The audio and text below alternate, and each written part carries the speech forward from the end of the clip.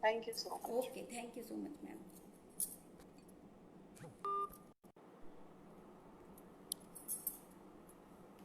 नमस्कार, मैं डॉक्टर अर्चना शर्मा मथुरा से। आज मैं अभिवीरा फाउंडेशन की तरफ से आप सभी लोगों से अपने विचारों के द्वारा रूबरू होने जा रही हूँ। जो मेरे टॉपिक हैं self confidence and motivator. Self confidence and motivator दोनों एक दूसरे के पूरक हैं। सेल्फ कॉन्फिडेंस मीन्स कि हमारा आत्मविश्वास, हम क्या है, इससे फर्क नहीं पड़ता कि मैं कोई बहुत बड़ी अधिकारी हूँ, मैं कोई बहुत बड़ी सोशलिस्ट हूँ, मैं बहुत बड़ी कुछ हूँ। मतलब मैं अगर एक तिनका हूँ तो मेरा भी एक अस्तित्व है। सेल्फ कॉन्फिडेंस और सेल्फ कॉन्फिडेंस एक दिन में नहीं आता। सेल्फ कॉन्फिडेंस जगाना पड़ता है अंदर से।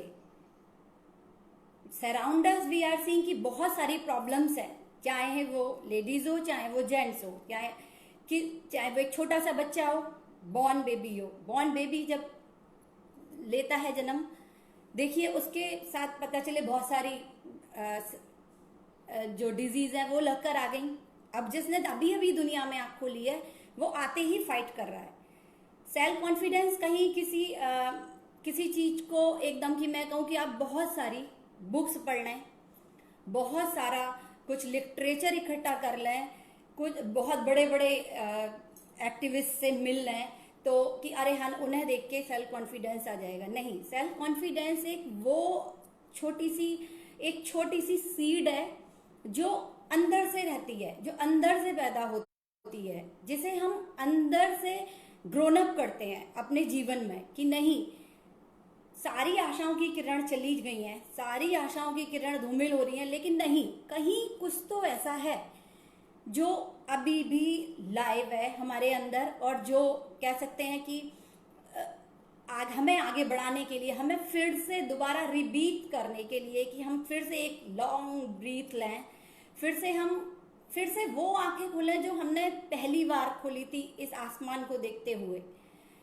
सेल्फ कॉन्फिडेंस से रिलेटेड काफ़ी किताबें, यूट्यूब वीडियोस, बड़े बड़े लोगों के मतलब उनके खुद के एक्सपीरियंस हमारे चारों तरफ देखने को मिलते हैं। मैं आज जिस टॉपिक पर, जो टॉपिक मुझे मिला, जो मैंने चुना, ये मेरा बहुत फेवरेट बचपन से टॉपिक रहा है सेल्फ कॉन्फिडेंस का। मेन ये है कि मैं अगर आज कुछ यहाँ आपकी सम्मुख बोलने वाली हूँ या बोल रही हूँ तो ये नहीं है कि मैं पहले से बोलती हुई आई हूँ। ये है कि शायद मेरे अंदर भी कुछ है, कुछ मैं भी करना चाहती हूँ। मैं सेल्फ कॉन्फिडेंस और मोटिवेट किसे करूँगी? सेल्फ कॉन्फिडेंस और मोटिवेट जब तक मैं खुद नहीं होंगी, जब तक मुझे चीज़ों का पता नहीं लगेगा, जब तक मेरा नज़रिया क्या चीज़ पॉजिटिव है क्या चीज़ नेगेटिव है उस पर नहीं होगा, मैं किसी दूसरे को सेल्फ कॉन्फिडेंस या किसी को मोटिवेट कैसे कर सकती हूँ? मेरा मानना है कि हर इंसान का उसके स्वयं का एक्सपीरियंस जो होता है, जो आपका पर्सनल एक्सपीरियंस, वो ही आपका सबसे बड़ा प्लेटफॉर्म होता है किसी दूसरे को भी मोटिवेट करने के लिए। मोटिवेट एक छोटा सा बच्चा भी हमें कर जाता है किसी छोटे से टॉपिक पर, कि पता चले कि हम बहुत ज़्यादा सरकमटेंसेस में घिरे हुए हैं और वो छोटी सी बात। आजकल व्हाट्सएप का ज़माना है, हम टेक्नोलॉजी से जुड़े हुए हैं, हम ये देखते हैं कि इस समय एक बहुत ही लिटिल बिट वायरस जिसने पूरे संसार को हिला दिया है, ठीक है ना, पूरा संसार एक छोटे से वायरस से परेशान है, मैं बहुत ज़्यादा साइंस की टच में नहीं हूँ, लेकिन जैसे व्हाट्सएप पे जो मैसेजेस आते हैं, जिस तरह से लोगों से, अपने से बड़ों से सुनने को मिलता है, मैं देखती हूँ कि मतलब एक छोटे से वायरस ने हाउ टू इन्फ्लुएंस द मतलब यूनिवर्स, अरे ब्यूटीफुल यूनिवर्स, उसने कैसे डिस्ट्रॉय कर दिया। चीज़ें बहुत सारी हैं जिन, ऐसा ही नहीं है कि भारत में जो हो रहा है या किसी अमेरिका में हो रहा है या जर्मनी में हो रहा है या रशिया में हो रहा है या फ्रांस में हो रहा है, पूरा संसार इन्फ्लुएंस है इस छोटे से वायरस से। लेकिन फिर भी जो हो रहा है वो एक प्रकृति है, प्रकृति अपना काम कर रही है, लेकिन क्या जो मनुष्य है, मनुष्य इन द सेंस कि हमारे पॉलिटिशियंस, हमारी गवर्नमेंट, हमारे ऑफिसर्स, हमारे सोल्जर वॉरियर्स जो इस चीज से फाइट कर रहे हैं, ये आज के टाइम में ये सबसे बड़ा उदाहरण है सेल्फ कॉन्फिडेंस का। कि मैं आपको बोलूं कि नहीं, मैं कोई इस राइटर की बुक पढ़कर आई हूं, या मैं इस राइटर को सुनकर आई हूं, या मैं इस सोशलिस्ट को सुनकर आई हूं, या इस मोटिवेटर को सुनकर आई हूं।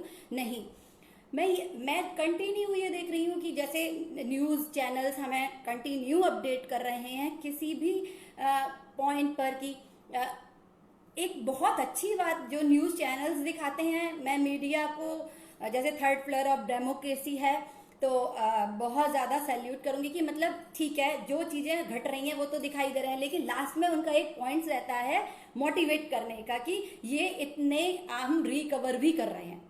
कुछ दिनों मैं अपना ही सेल्फ एक्सपीरियंस बता रही हूँ कि कुछ जब ये कंटिन्यू चला तो मुझे मतलब मुझे डिप्रेशन से आने लगा कि ये क्या हो रहा है। मतलब मेरे I have twins daughter, both are 10 years old। मैं ये सोच रही थी कि कभी हमने नहीं सोचा था कि हम इस तरह से घर में बंद होके पढ़ाई करेंगे, हमारे बच्चे इस तरह से पढ़ेंगे, आगे तो इन्हें बड़ा होना है।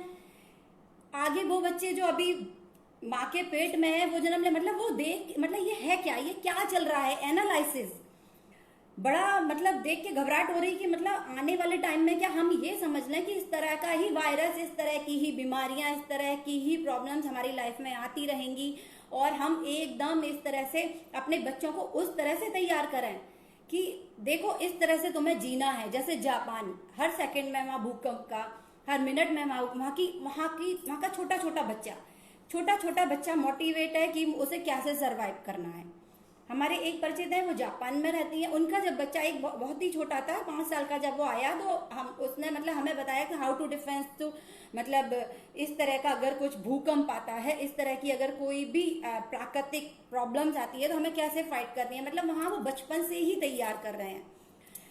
ये जो सेल्फ कॉन्फिडेंस है, मैं सिर्फ इतना जानती हूँ कि जो सेल्फ कॉन्फिडेंस है ये स्वयं से पैदा होता है।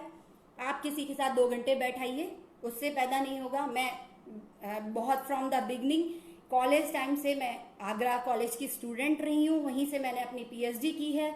मेरी जो पीएचडी थी वो जाटों के ऊपर थी कि how to originate of Jats कैसे पैदा हुए, किस तरह से उन्होंने फाइट करी, किस तरह से वो लड़े। इस टॉपिक को जो मुझे मोटिवेट किया वो डॉक्टर माननीय सर, मेरे प्रिंसिपल सर मुक्ताहार सिंह सर थे, और उन्हीं की प्रेरणा से मैं आगे बढ़ी। बहुत सारी मुझे इसमें भी करने में प्रॉब्लम आई कि एक कौतूहल रहा कि मैं इसमें क्या लिखने वाली हूँ, मैं इसमें क्या करने वाली हूँ, लेकिन मैंने सभी को एश्योर किया कि जो है, जो हमारे पास सोर्सेज है, हम उससे ही पता लगाएंगे कि एग्जैक्ट जाट कौन थे, किस तरह से उनका ऑरिजिनेट हुआ, कैसे उन्होंने फाइट करी, कैसे वो मुगल से लड़े, कैसे मतलब हर चीज कैसे में थी, क्यों हुआ, हर चीज क्यों में थी। सेल्फ कॉन्फिडेंस भी आपका क्यों से जिंदा है, क्यों, कैसे, कब। जब तक हमारे पास क्वेश्चंस नहीं रहेंगे, जब तक हमारे पास कुछ जिज्ञासा नहीं रहेगी किसी भी चीज को जानने की कि मुझे क्या जानना है, मैं किस टॉपिक पर कहाँ से सोर्सेज प्राप्त करूं, तो जब तक क्या होगा कि हम कंफ्यूज से रहेंगे जीवन में। तो इस तरह से प्रेरणा मिलती गई, मैं आगे बढ़ती गई। मेरी मदर एक सोशल एक्टिविस्ट रही हैं आगरा से, और उन्होंने बहुत चिल्ड्रन और वुमेन्स के लिए और अपना एक एनजीओ के थ्रू, अपने ही एनजीओ के थ्रू काम किया। बचपन से आंखें उन्हीं के साथ इस तरह से बहुत स्ट्रगल में खोली। तो शायद एक सबसे पहला जो सेल्फ कॉन्फिडेंस किसी भी बच्चे का, चाहे वो कोई भी जेंडर रिएक्ट करता है, किसी भी का भी जो जन्म होता है, वो उसके स्वयं के घर से ही आपको सेल्फ मोटिवेटर मिलते हैं, सेल्फ कॉन्फिडेंस मायने मिलते हैं। शायद वो बच्चा पकड़ के अपने पेरेंट्स की चलना सीखता है, वो बोल नहीं सकता, लेकिन वो सेल्फ कॉन्फिडेंस है कि उसे कॉन्फिडेंस है कि मैं चल रहा हूं, और उसे इतना भी भरोसा है कि जिसने मेरी उंगली पकड़ी है वो मुझे छोड़ेगा नहीं, मैं गिरूंगा नहीं। बिल्कुल, ये सेल्फ कॉन्फिडेंस कोई बहुत बड़ा एक माउंटेन नहीं है। मैं सिर्फ इतना ही जानती हूँ, सेल्फ कॉन्फिडेंस एक बहुत छोटा सा सीड है, जो ईश्वर ने हम सबके अंदर दिया है, और आज जिस प्राकृतिक आपदा से जो हम फाइट कर रहे हैं, लड़ रहे हैं और हम सक्सेस भी हो रहे हैं, ये उसी का ही नतीजा है कि कहीं ना कहीं इतनी प्रॉब्लम्स होने के बाद, इतनी चीजें डिस्टर्ब होने के बाद भी एक वो सीड जिंदा है कि एक दिन चीजें फिर से कहते हैं ना कि फिर से चमन हरा भरा होगा, फिर से हमारे जीवन में वही खुशी, वही उत्साह, वही इंथुआज्म, वही फिर से हम अपनों से मिलेंगे, फिर से हम जिएंगे। हमारे बीच में से अपने गए हैं, लेकिन शायद वो समय एक ऐसा आएगा कि उस घाव को, उस पीड़ा को, उस कष्ट को भर के कुछ और नया होगा, कुछ और सेल्फ कॉन्फिडेंस में हम ये कहेंगे कि सेल्फ कॉन्फिडेंस एक आप छोटा सा कुछ अच्छा सा खा लीजिए, उससे ही आ जाएगा कि बड़ा मजा आ गया, स्वादिष्ट है।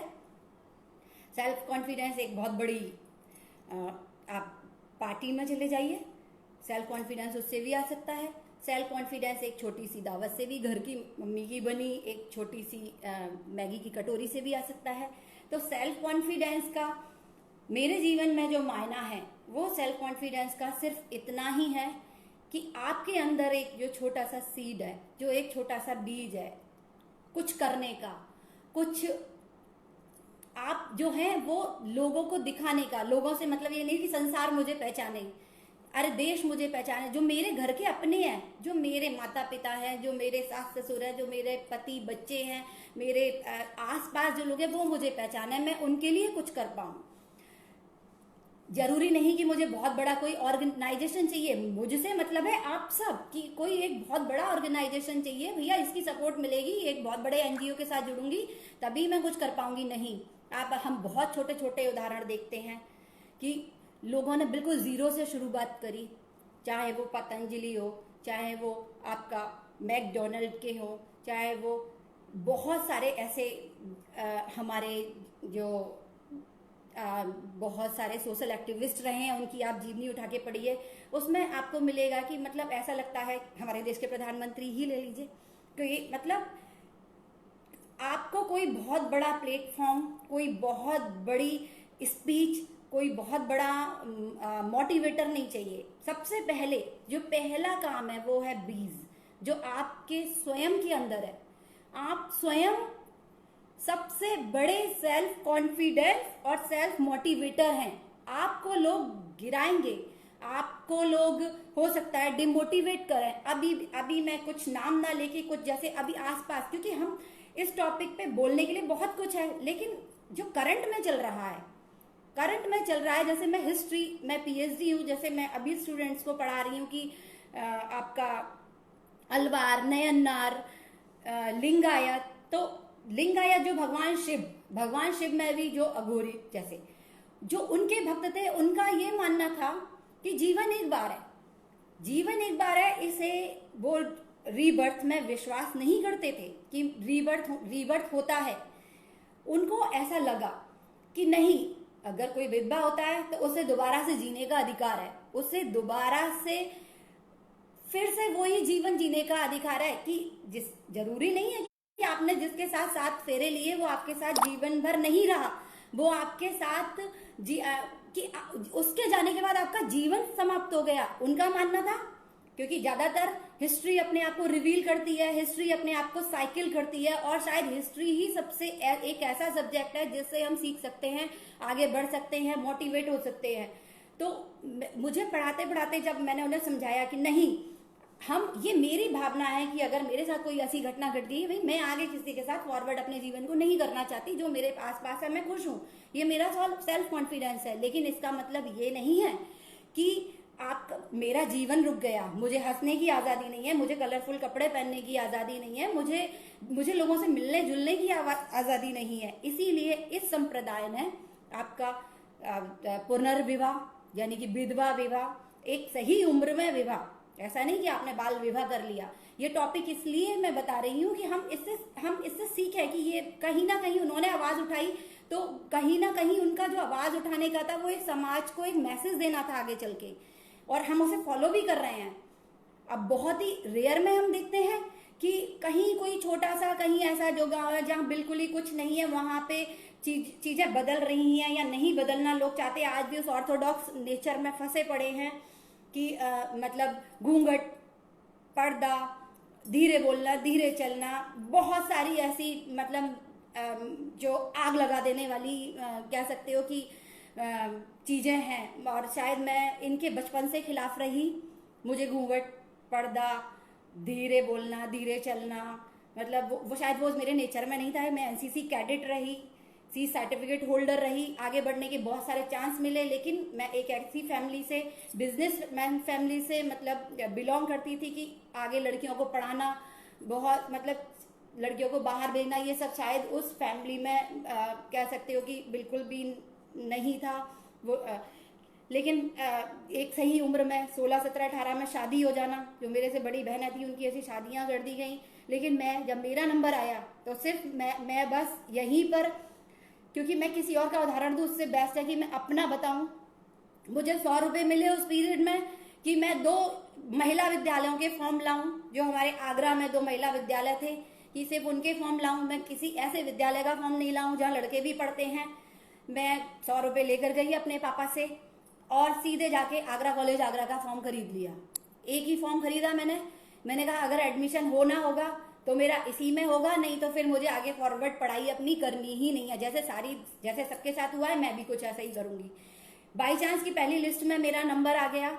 उस समय इस तरह की स्थिति थी मेरे आगरा कॉलेज की कि थोड़ा सा उसका नाम गुंडागर्दी में और भी चीजों में काफी मतलब स्प्रेड था। लोग अच्छे नजरिए से उसे नहीं देखते थे। जब पता चला कि मेरा इसमें एडमिशन हो गया है तो मेरे घर में तो बहुत बड़ा दंगा कि मतलब मेरी हिम्मत कैसे पड़ सकती है कि मैं एक लड़कों के कॉलेज में, वो भी इतना बदनाम कॉलेज, कि मैं उसमें जाकर एडमिशन लूं। और मैंने कहा अगर मुझे पढ़ाई करनी है तो मैं इसी कॉलेज से करूंगी, ये मेरा कॉन्फिडेंस है कि कभी कोई ऐसी बात नहीं होने दूंगी। और मैं घर में सबको मनाया और मैंने उसमें जाके एडमिशन लिया। एडमिशन के बाद कुछ कहते हैं ना कि कह सकते हो कि शायद आपके अंदर कुछ होता है, वो निकल के आता है। ये एक प्लेटफॉर्म जो मुझे मिला है, जो अभी तक मैं अपने फ्रेंड्स को, मैं एक और लोगों को सुनाती थी, आज शायद पूरा भारतवर्ष मुझे सुन रहा है। मैं भाग्यशाली हूँ कि मुझे बहुत प्रीसियस जेम्स लोगों के साथ बैठ के अपने विचार व्यक्त करने का मौका मिल रहा है। बहुत ही, वो जैसे ही एडमिशन हुआ उसके ठीक 1 महीने के अंदर ही मैं एबीवीपी से कनेक्ट हो गई बाई चांस की। कुछ ऐसी साइकिल जुड़ती गई और उस समय जो हमारे वाइस चांसलर हुआ करते थे, उनको कुछ एबीवीपी के स्टूडेंट्स के साथ उनका कुछ खटपट था और मैं बिल्कुल न्यूली बॉर्न बेबी थी आपकी इस फील्ड में। मुझे उन लोग, मेरे जो सीनियर्स थे एबीवीपी के, उन्होंने कहा कि अरे अर्चना, आप ऐसे करो, आपको ऐसा करना है, आप तो बहुत अच्छा बोलती हो, आपको आगे बढ़ना है, चलो आपको एक काम करना है। यूनिवर्सिटी ले गए, उस समय नहीं बताया, और कि इस वाइस चांसलर को चूड़ियां पहनानी है। अब यूनिवर्सिटी में पुलिस, काफी मतलब सब कुछ, आगरा यूनिवर्सिटी में उस समय ये हाल था। अब मैं अंदर से डरूं कि एक तो लड़कों के कॉलेज में एडमिशन और दूसरे अब ये वाला कांड पता चले, पेरेंट्स को पता चल गई तो भाई पिटाई लगेगी घर में। कि फिर एक अंदर कोई एक सीट था कि नहीं, कुछ करना है, जो होगा देखा जाएगा। बस मैंने फटाफट से हाँ करा, उनके साथ यूनिवर्सिटी गई। उन्होंने मेरे हाथ में, हम लोग कैसे भी करके एंट्री कर गए, और उन्होंने मेरे हाथ में चूड़ियां दे दी कि ये जाके वाइस चांसलर को देनी है कि इनको, और बोलना है कि इनको पहन लो, आप इसी के लायक हो। मैंने वो चूड़ियां, बिल्कुल मैं उनके पास तक पहुंच गई, क्योंकि बिल्कुल अर्ली एज थी, कोई ऐसा समझ में नहीं पाया कि मुझे ऐसा क्या करना है वहां जाके। और मैंने कहा कि सर ये आपके लिए चूड़ियां हैं हमारी तरफ से और आप इनको पहन लीजिए। फिर उन्होंने जो रिप्लाई किया वो मुझे सोशल मीडिया पे बताने की जरूरत नहीं है कि वो बहुत शेमफुल था। और जब इस तरह की जब चीजें होने लगी तो मुझे उस समय खटा मीडिया ने फोटो खींचा, फ्रंट पे चूड़ियां देते मेरी फोटो, और वो अमर उजाला हमारे आगरा से निकलता है, दैनिक जागरण निकलता है, और उसके फ्रंट पेज पे नीचे की तरफ मेरी फोटो, मेरा नाम, और मेरी जो हालत खराब कि पापा ने सुबह सुबह जब पेपर देखा तो नीचे जो निगाह गई कि अब कि लड़की तो हाथ से निकल गई, लड़की तो अब ये गुंडागर्दी पे आ गई। और जो फिर जो चीजें रही वो बहुत डिमोटिवेट करने वाली रही, लेकिन मैंने हिम्मत नहीं हारी। मैंने हो सकता है कि मैं बिल्कुल नई थी इस फील्ड में, मैंने माफी मांगी अपने प्रिंसिपल सर से। प्रिंसिपल सर स्वयं मेरे पड़ोसी हैं, उनके घर आए और मुझे बुलाया कि तुम एक अच्छी बच्ची हो, पढ़ाई में ध्यान लगाओ, नेतागिरी करने के लिए जीवन पड़ा है, लेकिन वो कहीं ना कहीं एक सीड शायद अभी भी जिंदा है।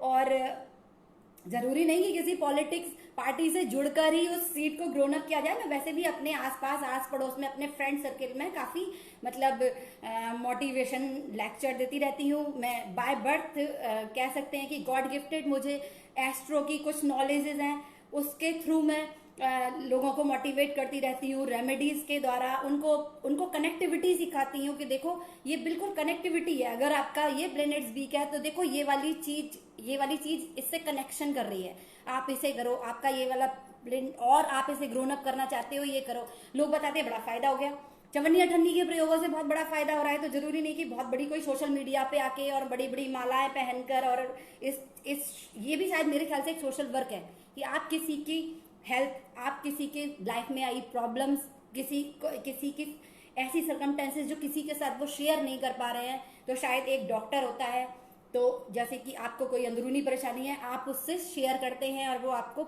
शॉर्ट आउट करता है प्रॉब्लम से। ऐसे ही एस्ट्रो भी है, मेरे पास बहुत ऐसी हॉरोस्कोप्स आती हैं कि ये प्रॉब्लम है जो हम किसी को नहीं बता सकते, ये घटना हो गई है, ये हो गया है। मैं सबको डिमोटिवेट करने की बजाय उनको मोटिवेट करती हूँ कि तुमने जो किया है वो तुमने नहीं किया, ये प्रकृति ने किया है। आप तो एक प्रकृति के एक छोटे से नमूने हैं, प्रकृति ने अपना काम किया है। तो आप अपने आप को ये मत सोचिए कि ये आपके द्वारा हुआ है, आपसे एक बहुत बड़ा अपराध हो गया है, आप गिल्टी फील कर रहे हैं, इस गिल्टी में आप अपने आप को हार्म पहुंचाना चाहते हैं। नहीं, ये इस प्लैनेट्स के द्वारा हुआ, उसने अपने टाइम पर अपना काम कर दिया, अब उसने अपना काम कर दिया, आप अपना काम स्टार्ट करिए। भाई एक प्लेनेट हमें कुछ हार्म कर गया, ठीक है, कोई बात नहीं, उसका काम था, उसने ईमानदारी से अपना काम किया, आप भी ईमानदारी से अपना काम करिए, इस हार्म की खाना पूर्ति करिए, इसकी भरपाई करिए। तो बहुत सारी चीजें ऐसी होती हैं कि मैं इन ऐसे कनेक्टिविटी करके अपने आसपास के लोगों को मोटिवेट करती हूँ। मैं बहुत ज़्यादा सोशल मीडिया पे रहना और बहुत ज़्यादा मतलब अपने आप को एक्सप्लोर करना पसंद नहीं करती। ठीक है, ईश्वर ने जो मुझे दिया है, जो मेरे आसपास है, अगर मैं अपने आसपास के लोगों के लिए ही कुछ कर पा रही हूँ तो मैं अपने आप को बहुत भाग्यशाली समझती हूँ कि चलो मेरे आसपास के जो लोग हैं, जो मुझसे कुछ उम्मीद रख के मेरे पास आए हैं। मेरे पास कुछ नहीं है, मैं एक मिडिल क्लास फैमिली से हूँ और मथुरा के 3-4 स्कूल्स हैं जिनमें मैं French as a part time lecture देती हूँ। Agra university, ITHM Khandari hotel management institute से जुड़ी हुई हूँ।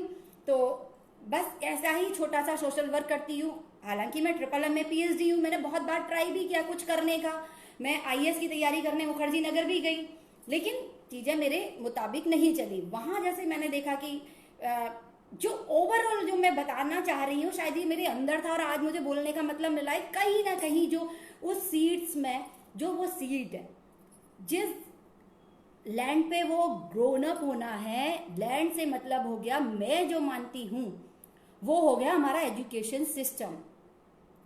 एजुकेशन सिस्टम जिस दिन अपने आप को दुरुस्त कर लेगा, जिस दिन अपने आप को बिल्कुल परफेक्ट तरीके से, कि जैसे हम दूसरे के देशों का उदाहरण देखते हैं। अब आजकल जो कोविड, मैं कनेक्टिविटी करूंगी क्योंकि मुझे कनेक्टिविटी में पढ़ाने की और बोलने की आदत है, कि जैसे कोविड से रिलेटेड काफी मैसेजेस आ रहे हैं, मैं देखती हूँ व्हाट्सएप पे कि स्विट्जरलैंड में इस तरह से कोविड से जो सैनिटाइज हो रहा है देश, दुबई में इस तरह से हो रहा है, US में इस तरह से हो रहा है, फ्रांस इस तरह से कर रहा है, और इंडिया में आपको दिखाया जा रहा है बहुत ही हंसते हुए कि आप ताली बजा रहे हैं, थाली बजा रहे हैं, दिया बजा रहे हैं, दिया को दिखा रहे हैं, मतलब ये। तो मैं सबसे पहले मैं उन जो इस तरह के मैसेजेस बनाते हैं, मैं कि आप भी एक बहुत बड़े मोटिवेटर हैं, तो आप उस डायरेक्शन में अगर अपने इस मेमोरी को, इस नॉलेज को जो प्रयोग कर रहे हैं, जो आप क्या इस मैसेज से, ये इस मैसेज के दो नजरिए हो सकते हैं कि हम ऐसे कोविड-19 से फाइट कर रहे हैं, वो लोग ऐसे कर रहे हैं बिल्कुल अपडेट तरीके से। लेकिन मैक्सिमम जो लोग हैं, जो देखने वाले हैं, उनकी नॉलेज में ये रहता है कि देखो हमारा देश तो थाली और ताली और दिया जला रहा है, देखो वहां कितने अपडेट लोग हैं। मेरा बचपन से विदेशी भाषा पढ़ने का शौक था, कुछ ना कुछ करने का शौक था। बचपन से मेरा रहा कि मैं कभी एक बार तो जीवन में माइग्रेट करूं अपने देश से और दूसरे देश में जाके कुछ साल बिताऊं, कुछ उसके कल्चर को समझूं। मेरा एक फ्रेंड है, वो एक अधिकारी पोस्ट पे है। मेरा अभी कुछ दिनों पहले उससे एक बहुत लंबी बातचीत हुई।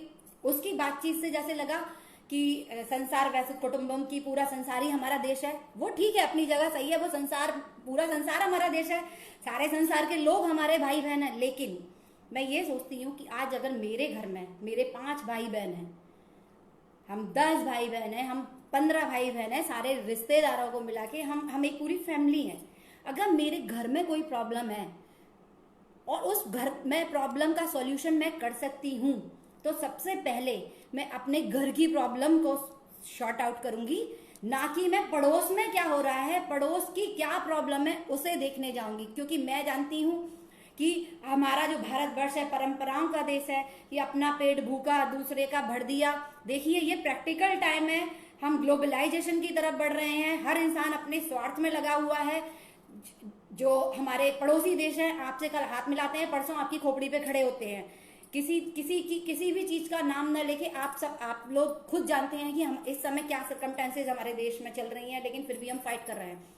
तो मेरा मानना यह है कि पहले मैं अपने घर में अपने भाई बहनों को इतना दुरुस्त कर दूं कि मैं अगर बाहर जाके 5 की मदद कर पा रही हूं, तो हम 5 जाके बाहर जाके 25 लोगों की मदद कर पाए। लेकिन ये बहुत ही दुर्भाग्य की बात है कि अगर हमारे परिवार से, हमारे रिश्तेदारी से, हमारे आस पड़ोस से कोई आगे बढ़ता है, तो शायद वो अपने आस पड़ोस के व्यक्ति को क्लिक नहीं करेगा कि अरे ये नहीं पहुंच जाए मेरी जहां मैं काम कर रहा हूं, जहां मेरी अप्रोच है। वो कोशिश आपको मतलब कि टालेगा। बहुत सारी चीजें लाइफ में देखी हैं, तो एक बहुत बड़ा मतलब कह सकते हैं कि एक अंदर ज्वालामुखी सा है कि मतलब शायद ये दुनिया, ये लोग, तो उससे तो बेटर हम ये कह सकते हैं कि उससे बेटर शायद ये है कि जो आपके अंदर एक छोटा सा सीड है सेल्फ कॉन्फिडेंस का, कि जो आपके पास है, जो जैसे आप हैं, आप बिल्कुल बस उसमें जिए। आप बहुत हाई फाई, बहुत सोशल स्टेटस इसमें मत जाइए। आप अपने आप को हार्म कर सकते हैं। आप में कुछ है, आप कुछ करते हैं, आप कुछ हासिल करना चाहते हैं, वो आप कर सकते हैं। आप उसे प्लान करिए, कैसे करना है, कब करना है, किसकी मदद से करना है। आप किसी एक्टिविस्ट, किसी सोशल उसको नहीं सुनिए। मैं तो ये जानती हूँ, एक जो गांव में रहने वाली एक लेडीज होती है, वो भी बहुत सेल्फ मोटिवेट होती है ना, उसके पास अच्छा मोबाइल है ना अच्छे कपड़े हैं, लेकिन वो सेल्फ मोटिवेट खुश है, वो जीवन जी रही है, ठीक है। बिल्कुल वैसे ही आपको जीना है। एक चीटी है, वो सेल्फ मोटिवेट है कि उसे आगे बढ़ना है। ये नहीं पता कब किसके पैरों के नीचे आके और वो कुचल सकती है, लेकिन ऐसा नहीं है। आपको खुद अपने अंदर उस बीज को मरने नहीं देना है, एनी हाउ उस बीज को जिंदा रखना है, और किसी भी परिस्थिति से घबरा के अपने आप को हार्म नहीं पहुंचाना है। लोग आपको बहुत कुछ कहेंगे, ठीक है, आपका बहुत बहुत स्वागत है, मैं हूं जैसी हूं, थैंक यू, मुझे पता है मैं ऐसी हूं, तो आप मुझे बता के और आपने मुझे रिवाइज करा दिया कि मैं ऐसी हूं। आप उस कॉन्फिडेंस को डेवलप करिए। मेरे ख्याल से कि कोई बहुत बड़ा लेक्चर इस पर दिया जाए, कोई बहुत बड़ी आपको उदाहरण से समझाया जाए, नहीं। हर इंसान के अंदर एक छोटा सा सेल्फ कॉन्फिडेंस का बीज है, उसे जिंदा रखिए, उसे मरने मत दीजिए। वो ही है जो, अब आप बहुत बड़ा कुछ नहीं बन पाए, तो कहीं ना कहीं जब आप इस संसार से विदा ले रहे होंगे, तो शायद एक संतुष्टि होगी कि मैं संसार में नहीं, मैं देश में नहीं, मैं प्रांत में नहीं, मैं शहर में नहीं, शायद मैं अपने परिवार के काम आया, मैंने अपने परिवार के लिए कुछ किया, मैंने अपनों के लिए कुछ किया। तो कोशिश करिए, जो आपके आसपास में पहले उन्हें ढूंढिए। बाहर संसार की खोज करने की बजाय, संसार में खुद को खोजने की बजाय, पहले आप क्या हैं, आप उसमें खुद को खोजिए, खुद को ढूंढिए कि मैं क्या हूँ, मेरा जन्म इस धरती पे क्यों हुआ है। हर व्यक्ति का जन्म किसी ना किसी पर्पस से ईश्वर ने आपको भेजा है। उस पर्पस को खोजिए कि ईश्वर ने आपको क्यों भेजा है, क्या काम है आपका, आप उसे करिए। क्योंकि आप एक कठपुतली हैं, डोर किसी और के हाथ। इसे ध्यान रखते हुए सेल्फ मोटिवेट होइए कि उसको कभी भी डोर खींच लेगा। तो जो सांसें, जो समय, जो जीवन आपको मिला है, आप उसे जिए, आप उसे बहुत अच्छे से, जीना नहीं, काटना नहीं, बहुत अच्छे से जिए। सबके जीवन में उतार चढ़ाव आते हैं, सबके जीवन में अच्छी और बुरे लोग आते हैं, सबके जीवन में पॉजिटिविटी नेगेटिविटी आती है, लेकिन उन सबसे भी एट पार आपको जाना है। Sky is no limit. धन्यवाद।